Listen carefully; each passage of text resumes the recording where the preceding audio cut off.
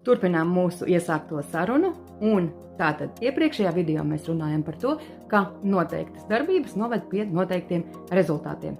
Un tagad es gribu pastāstīt par to, ka visas savas dzīves laikā es esmu skatījusies, analizējusi, vērojusi dažādas darbības, dažādas stratēģijas naudas pelnīšanā, kurš un kā sasniedz savu mērķi un kurš to nesasniedz un kāpēc. Un es gribu jums iedot šo informāciju par visiem šiem ceļiem ar konkrētiem piemēriem un argumentiem, lai tu pats varētu apzināties, kurš no tiem tevi aizvedīs pie vēlamā rezultāta un kurš ne.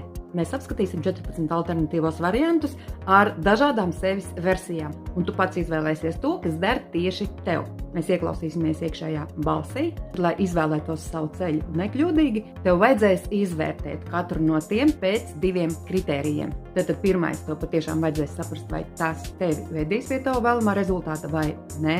Un otrām kārtām tev vajadzēs saprast, vai tu atbilsti šim ceļam. Vai tev ir pietiekošs spēks, resursi, talants, zināšanas un tā tālāk, lai tu varētu iet pa šo ceļu. Un tā mēs esam nonākuši pie ļoti svarīga momenta. Tad mēs iziesim testa gājienus cauri dažādām dzīvēm, kuras tu attiecināsi uz sevi. Tu vienkārši iedomājies, ka tagad tev ir iespēja izdzīvot demo versiju katrai no tām dažādas notikuma attīstības variācijas. Tev vajadzēs detalizēt, iedomāties, klausīties sevi un sajust ar visu savu būtību. Tikai tad tu varēsi precīzi saprast, kas ir tavs un kur labāk uzreiz mukt no tā prom. Ceļi būs ļoti dažādi, vienkāršāki, sarežģītāki, realistiski, mazāk realistiski un uz fantāzijas robežas, bet paskatīties un iedziļināties visos šajos variantos ir vienkārši nepieciešams.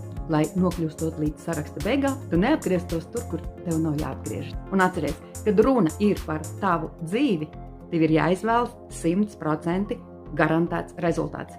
Mēs to testēsim, ieslēdzot iztēli. Tas ir daudz labāk nekā reālajā dzīvē iziet cauri visiem šiem ceļiem, ciest neveiksmes, piedzīvot vilšanos un iztērēt laiku. Dzīve ir pārāk īsa, lai tērētu daudzus gadus uz katru no šiem ceļiem. Priekš tā mums ir citu cilvēku pieredze. Tāpēc ieslēdzam veselīgo saprātu un savus iekšējos orientierus, lai neiztērētu visu savu laiku uz bezgalīgiem meklējumiem, pāris gadus pa vienu ceļu, pāris gadus pa otru ceļu, un galu galā tu jau esi ar sirmu galvu un izsmelts ar šiem bezgalīgiem meklējumiem.